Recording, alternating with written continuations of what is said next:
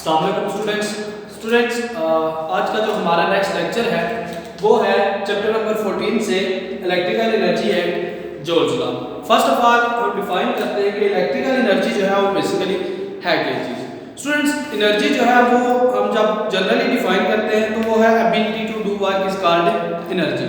जब हम electrical energy की बात करते हैं तो इलेक्ट्रिकल एनर्जी बेसिकली क्या है कि किसी भी मीडियम के अंदर या किसी भी कंडक्टर के अंदर जो रेजिस्टर है या कोई भी जो रेजिस्टेंस है, energy that is generated in a resistance, किसी भी रेजिस्टेंस के अंदर जो एनर्जी जनरेट होती है वहां से गुजरती है और जब चार्जेस के पास होते हो वहां पे जो एनर्जी है, energy generated in the resistance,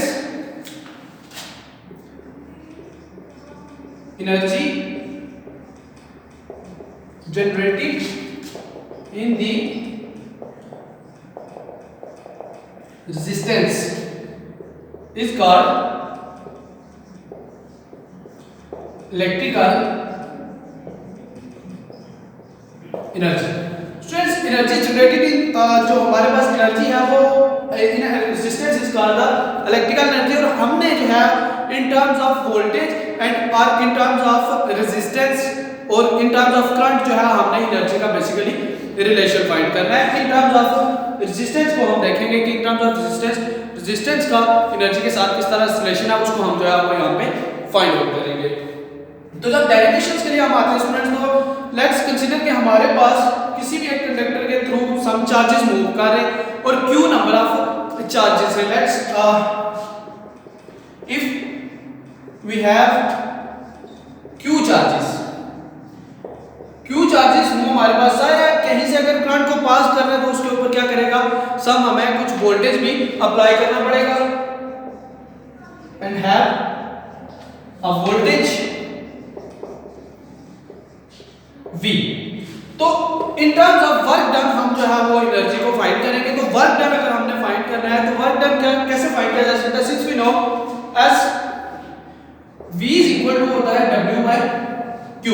हमारे पास जो पोटेंशियल है, पोटेंशियल को हम डिवाइड करते हैं, potential is equal to work divided by charge, work per unit charge is called the potential. तो यहां से अगर हम वर्क को फाइंड करें स्टूडेंट्स इसको हम क्रॉस मल्टीप्लाई करते हैं तो W is equal to Q into V। Work energy जो है वो इलेक्ट्रिकल एनर्जी को हमने फाइंड आउट कर लिया है, बट हमने रिलेशन को फाइंड करना है इन केस ऑफ रेजिस्टेंस। मजीद इसको आगे जब हम सॉल्व करेंगे, अगर स्टूडेंट्स Q को देखें, Q है हमारे पास चार्ज। अपने लास्ट लेक्चर में हमने करंट की डेफिनेशन पढ़ी थी, सिंस वी हैव करंट की डेफिनेशन ये है कि I is equal to Q divided by T, charge per unit time is called current. यहां से अगर Q को फाइंड आउट करेंगे हमारे पास जो है इक्वेशन, हम इसको एक नाम दे देते हैं इक्वेशन नंबर 1 का। यहां से अगर Q को फाइंड करें स्टूडेंट्स तो this implies that Q is equal to होगा I मल्टीप्लाई बाय T। जस्ट ये I यहां पे क्या होगा, क्रॉस मल्टीप्लाई हो जाएगा, I मल्टीप्लाई बाय T हो जाएगा, Q इज इक्वल टू हमारे पास आएगा I multiply by T। This is equation number 2। Similarly students हम V की बात करते हैं, अगर V जो है हमारे पास V बेसिकली इक्वल होता है अकॉर्डिंग टू ओम्स लॉ, हमने अपने लास्ट लेक्चर में किया था। According to Ohm's law V is equal to होता है I R के, V is equal to I R, this is Ohm's law. ये हमारे पास है इक्वेशन नंबर 3। इक्वेशन नंबर 2 और इक्वेशन नंबर 3 जो है इन दोनों इक्वेशंस को हम यहां पे Q और V की जगह पे क्या करेंगे, रिप्लेस कर देंगे। तो हमारे पास W is equal to Q की जगह पे आएगा I मल्टीप्लाई बाय T और मल्टीप्लाई V की जगह पे आपके ऊपर आ जाएगा I इनटू R। ये आपके पास I मल्टीप्लाई T, ये Q की जगह पे यहां पे, और V की जगह पे आपने ये वैल्यूज पुट की I R। तो इसको अगर देखें तो W is equal to I multiply I से होगा तो दैट इज I स्क्वायर और R इनटू T। तो ये हमारे पास स्टूडेंट्स जो है वो एक रिलेशन बनता है that is for the energy, या हमारे पास इलेक्ट्रिक एनर्जी या वर्क का जो है रिलेशन वो बनता है W is equal to I square R over I square R T। तो ये जो रिलेशन है this is called the Joule's law. इसको हम जो है वो जॉल्स लॉ भी कहते हैं। अगर हमारे पास करंट और टाइम जो है वो कांस्टेंट हो तो W जो है डायरेक्टली रिलेट करेगा किसको, रेजिस्टेंस को। ठीक है स्टूडेंट्स, तो यहां से हम इसको भी देख सकते हैं।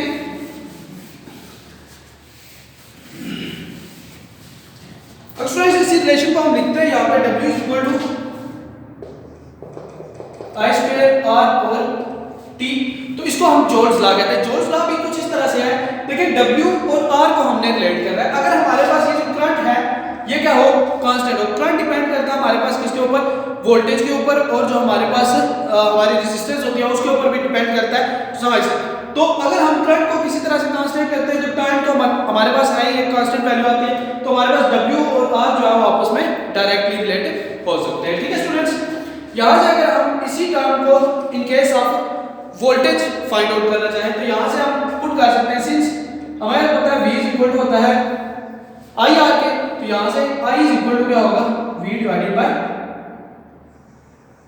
R। ये स्टूडेंट्स आप ओम्स लॉ से देख सकते हैं।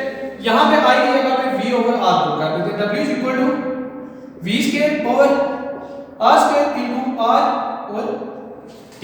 क्या किया हमने, I की जगह पे V ओवर R पुट किया, तो V का भी स्क्वायर, क्योंकि I का स्क्वायर था तो V का भी स्क्वायर और R का भी स्क्वायर, तो V square over R square.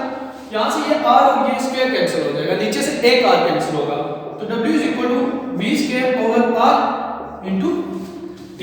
इसको भी जो है आप in case of Ohm's law, यानी कि आप जो इलेक्ट्रिकल एनर्जी है उसको इन केस ऑफ वोल्टेज और रेजिस्टेंस भी फाइंड कर सकते हो, in case of current and resistance भी फाइंड आउट कर सकते हैं। The electrical energy can be converted into heat and other forms of energy in the circuit। तो ये इलेक्ट्रिकल एनर्जी होती है स्टूडेंट्स बेसिकली, ये जब रेजिस्टेंस से कोई चीज करंट पास करता है, रेजिस्टेंस ज्यादा हो तो वायर आपकी क्या होती है, गर्म हो जाती है, मींस वहां पे हीट जनरेट होती है। तो वो वाली जो इलेक्ट्रिकल एनर्जी थी बेसिकली किस में चेंज हो जाती है, हीट एनर्जी में। आफ्टर सो ऑन आप देखते हैं इलेक्ट्रिकल एनर्जी से डिफरेंट फॉर्म्स ऑफ एनर्जीज भी जो है वो प्रोड्यूस होती है, उनको हम जो है वो जनरल प्रैक्टिस में देखते भी हैं। ठीक है स्टूडेंट्स,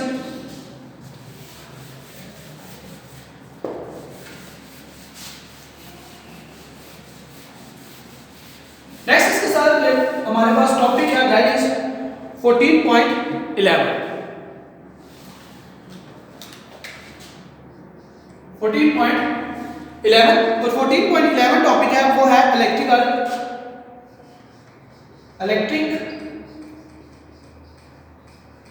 पावर। स्टूडेंट्स, पावर की एक जनरल डेफिनेशन है, आप लोगों ने 9th क्लास में स्टडी किया होगा। Power is rate of doing work. हम अब इलेक्ट्रिसिटी की बात करते हैं तो हमारे पास the amount of energy supplied by the electric current is called electric power. कि इलेक्ट्रिक करंट जो जिस रेट के ऊपर या टाइम जो है energy divided bye time, basically वही है वर्क डिवाइडेड बाय टाइम ही है, but in case rate of energy या rate of it is the amount of energy supplied by the electrical current in time. ठीक है जी, define करते हैं इसको, amount of energy supplied by the electric current in unit time। वही चीज है students, work per unit time, तो यहाँ पे energy supplied by the electric current, तो एनर्जी पर यूनिट टाइम जो है that is called the power. अगर आप इसको डिफाइन करें तो P इक्वल टू आपके पास है W बाय T। वही डेफिनेशन वर्क और एनर्जी अभी लेक्चर में हमने देखा है कि W एनर्जी को हमने प्रेजेंट कर रहे थे, तो W हमने जो है वो स्टूडेंट स्टार्ट में ही फाइंड किया था एज अभी इसी लेक्चर में हमने देखा था W इक्वल टू किसके है, Q इनटू V के, यानी कि यहां पे वैल्यूज को रिप्लेस किया जा सकता है वर्क को आपके चार्ज के साथ और जो वोल्टेज के साथ। W equal to Q V यहां पे हम रिप्लेस करते हैं तो P equal to Q V divided bye time, यानी जस्ट हमने यहां पे वैल्यूज को क्या किया, W equal to Q V जो है वो रिप्लेस किया Q V divided by T। अगर स्टूडेंट्स यहां पे देखा जाए तो ये आपके पास टर्म बनती है Q डिवाइडेड बाय टाइम, और as we know current is equal to होता है Q by charge per unit time is equal to होता है किसके, करंट के, I के। तो यहां पे अगर रिप्लेस करें तो P इज इक्वल टू हमारे पास आ जाता है I इनटू V। तो this is the relation for the electrical या electric power, P is equal to I V। ये रिलेशन भी आप जो है वो फाइंड आउट कर सकते हैं। अगर मजीद यहां से हम इसको सॉल्व करें इन टर्म्स ऑफ रेजिस्टेंस लेके जाएं तो हमें पता है by Ohm's law V is equal to होता है I R के, V is equal to I R। तो यहां पे V की जगह पे अगर वैल्यूज पुट करें तो P is equal to I into I R। V की जगह पे हमने क्या किया, I को रिप्लेस कर दिया, तो यहां से लिखा जा सकता है P is equal to I square तो ये एक मजीद रिलेशन है हमारे पास पावर के लिए, जो कि करंट और रेजिस्टेंस के कॉम्बिनेशन से आ रहा है। ये हमारे पास वोल्टेज और करंट से आ रहा था।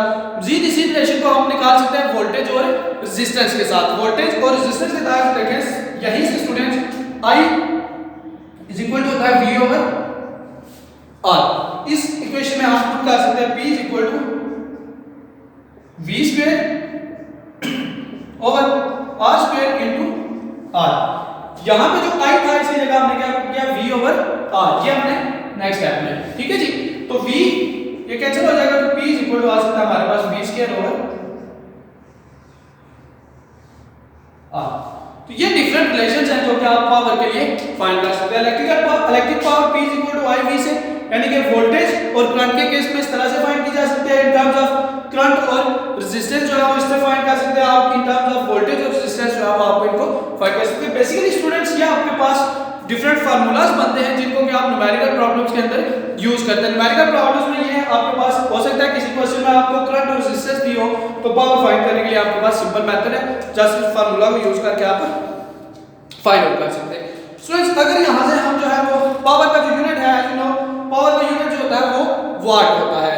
ये भी आपको पता है, इलेक्ट्रिकल पावर की जो पावर हम इससे पहले पढ़ते आए हैं जिसका यूनिट क्या होता है, वाट। तो ऐसे यूनिट यहां से अगर निकालना चाहें हम, तो ऐसा यूनिट बनेगा पावर का एंपियर करंट का यूनिट होता है और वोल्टेज का V। एंपियर वोल्ट जो है वो उसका ऐसा यूनिट होता है जिसको हम क्या कहते हैं, हमारे पास क्या होता है, वाट होता है। तो पावर का जो ऐसा यूनिट है दैट इज वाट। अगर किसी भी बॉडी के पास अब किसी सर्किट के अंदर जो हमारे पास करंट है 1 एम्पीयर हो और वोल्टेज जो है 1 वोल्ट आपके पास जो है वो वोल्टेज हो, तो जो उस सर्किट की आपके पास पावर होगी that will be 1 watt. Students watt unit जो है वो एक स्मॉल यूनिट है जिसको कि हम यूज करते हैं बेसिकली पावर जो है उसको मेजर किया जाता है किसमें, वाट में। तो ये एक स्मॉल यूनिट है। यूनिट्स को, इस यूनिट के अलावा जो स्टूडेंट्स हमारे पास पावर होती है, इसके कुछ बड़े यूनिट्स होते हैं जिनमें एक है आपके पास kilo watt hour. Kilo watt hour जो है स्टूडेंट्स बेसिकली वो क्या है आपके पास यूनिट ऑफ, जो आपके पास the amount of energy delivered by a power of 1 kilometer in 1 kilowatt in 1 hour के amount of energy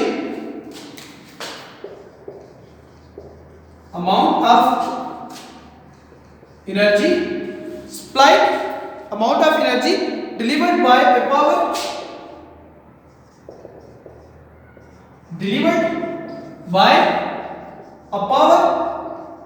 of 1 kilowatt in 1 our.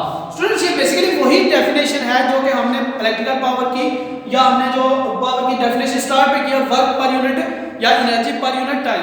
अब इसमें एनर्जी कितनी है 1 किलोवाट और टाइम कितना है 1 आवर। तो इसका जो यूनिट बन जाता है या इसकी जो डेफिनेशन है amount of energy delivered by a power of 1 kilowatt. 1 kilowatt power जो है उसमें जो आपके पास 1 आवर के अंदर जो एनर्जी सप्लाई करती है that is the 1 kilowatt our. और ये बेसिकली एनर्जी का जो है वो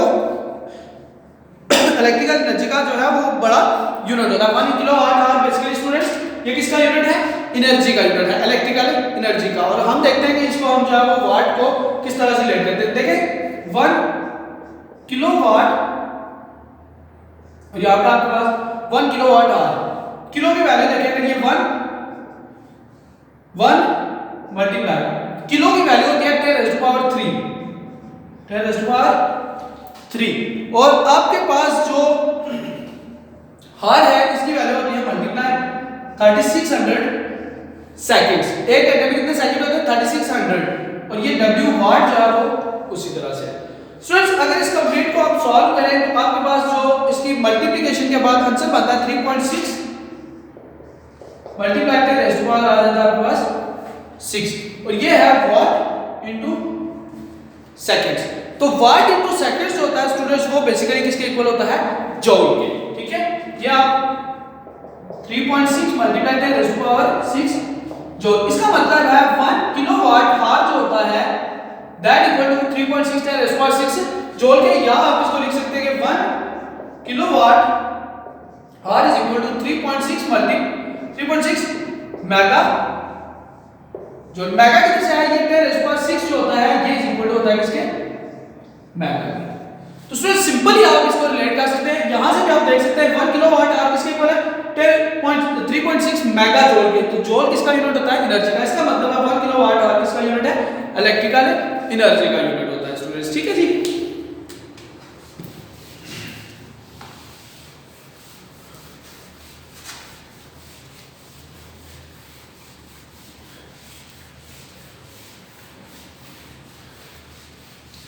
इसके साथ हमारा नेक्स्ट टॉपिक है जो कि है 14.12 direct current and alternative current. Direct and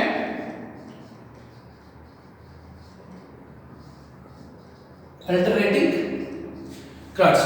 direct and alternative current students आप इस तरह से डिफाइन आउट कर सकते हैं। आपके पास कुछ करंट्स होते हैं जिनकी आपने अक्सर घर में देखा होगा कि आपके पास जो घर पे यूपीएस वगैरह लगा होता है, बैटरी के साथ यूपीएस, उसकी एक सिंगल वायर होती है।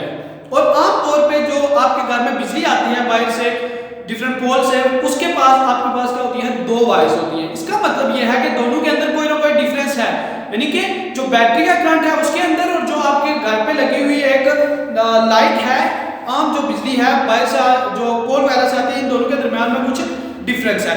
तो इस बेस के ऊपर electrical current can be of two forms, namely direct current and alternative current. Current जो है उसकी दो टाइप्स होती हैं। एक जो है वो आपका होता है डायरेक्ट करंट, जिसको कि हम डीसी सिंपली लिखते हैं, ठीक है। और दूसरा जो होता है वो होता है आपका अल्टरनेटिव करंट यानी कि एसी, ठीक है। तो direct current such as a power from dry cell is characterized by the constant direction of flow and amount of electrical current. अब देखिए ड्राई सेल जो होता है, ड्राई सेल से जो करंट मिलता है आपको सिर्फ उसकी एक डायरेक्शन होती है। The current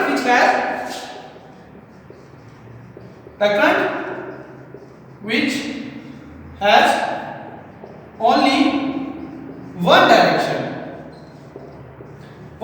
is called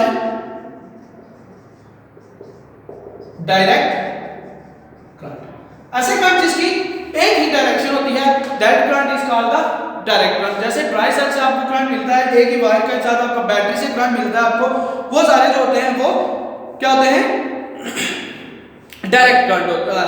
alternative current is characterized by the direction of flow and amount of electrical current that change cyclically over time. AC current जो होता है, AC current has two directions.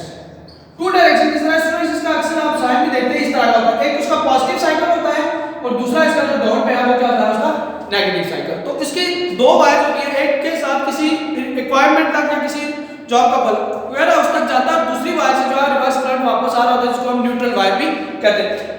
तो basically जो AC current होता है उसके अंदर क्या होती है, टू डायरेक्शंस होती है। और अल्टरनेटिव डायरेक्ट करंट जो होता है उसकी कितनी होती है, वन डायरेक्शन होती है स्टूडेंट्स।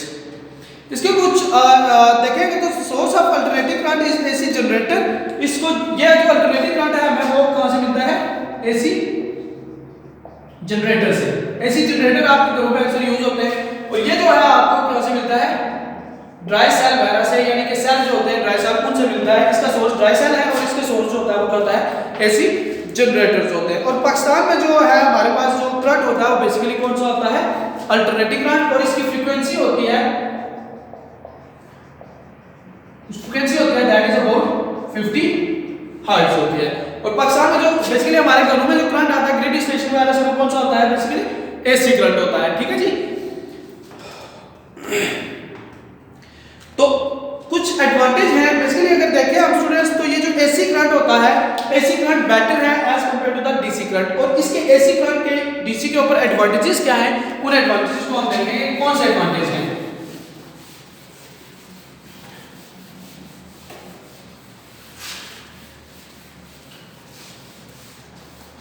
इसमें आप देखते हैं advantages of AC over DC. Alternating current जो है उसके डायरेक्ट करंट के ऊपर एडवांटेजेस क्या है? नंबर 1 एडवांटेज ये है स्टूडेंट्स कि AC कैन बी ट्रैवल और AC can be transmitted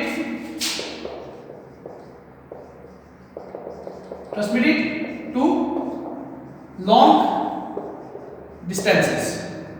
means इसकी ये जो होता है वो क्या होता है? लॉन्ग रेंज होता है। इसकी लॉन्ग रेंज होता है, ज्यादा दूर तक आप AC को लेके जा सकते हैं। But DC is short range. इसकी रेंज जो होती है शॉर्ट रेंज होती है, ये इतना ज्यादा दूर तक आप नहीं लेके जा सकते। अगर जितना ज्यादा लेके जाएंगे इसकी एनर्जी जो होती है वो क्या होती है? कम होती रहती है और उस तरह से इफेक्टिवली जो है दूर तक इसको मूव नहीं करवाया जा सकता है स्टूडेंट्स। उसके बाद नंबर 2 है AC can B step up और स्टेप डाउन।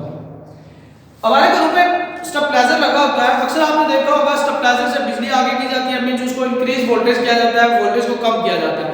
हमेशा वो उस करंट के ऊपर होता है जो कि हमारे घर में पोल के थ्रू आता है। कभी भी आप ऐसा नहीं देखेंगे कि आपके घर में यूपीएस का जो करंट है वो किसी स्टेबलाइजर के साथ लगा हो। डीसी करंट जो यूपीएस का बैटरी का करंट होता है बेसिकली उसकी कोई भी उसको स्टेप अप और स्टेप डाउन नहीं किया जा सकता। अल्टरनेटिव करंट जो होता है उसको स्टेप अप यानी कि ज्यादा भी किया जा सकता है, उसका वोल्टेज जो है वो कम भी किया जा सकता है। तो ये बेसिकली स्टूडेंट्स इसके कुछ एडवांटेजेस हैं ऑन द डीसी।